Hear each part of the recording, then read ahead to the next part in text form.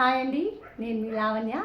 ఈరోజు నేను కాదు మా అక్క మొక్కజొన్న గారెలు స్పైసీగా రావాలంటే ఏ విధంగా చేయాలో చేసి చూపించబోతుంది. మేమైతే పొద్దున్నే స్పైసీగా మొక్కజొన్న గారెలు చేసుకుంటున్నామండి. ఒక్కసారి ఏ విధంగా చేయాలో చూడండి. ముందుగా దీనికోసం 6 మొక్కజొన్న కంకులు తీసుకొని ఈ విధంగా గింజలు ఒలిసి పెట్టుకోవాలి. టేస్ట్కి సరిపడినంత మిర్చి వేసుకోవాలి. నేనైతే ఒక 10 వరకు వేసానండి. వెల్లుల్లి వేసుకోవాలి. 2 ఇంచుల అల్లం ముక్క వేసాను. టేస్ట్కి సరిపడినంత సాల్ట్ వేసుకోవాలి. చూడండి, ఈ విధంగా సాల్ట్ వేసుకోవాలి.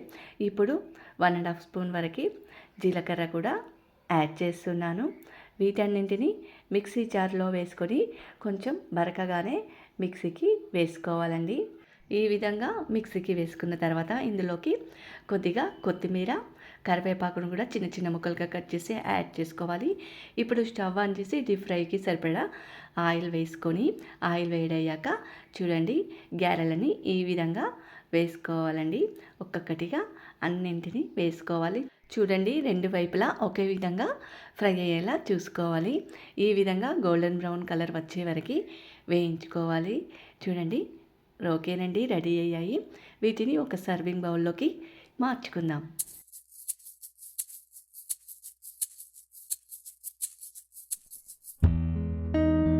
ఓకేనండి, ఎంతో టేస్టీగా టైం ఎక్కువ లేనప్పుడు ఈ విధంగా చాలా సింపుల్గా స్పైసీగా మొక్కజొన్న గారెలు చేసుకోవచ్చండి.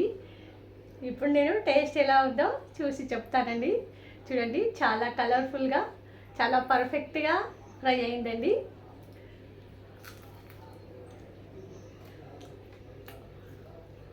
చాలా బాగుందండి.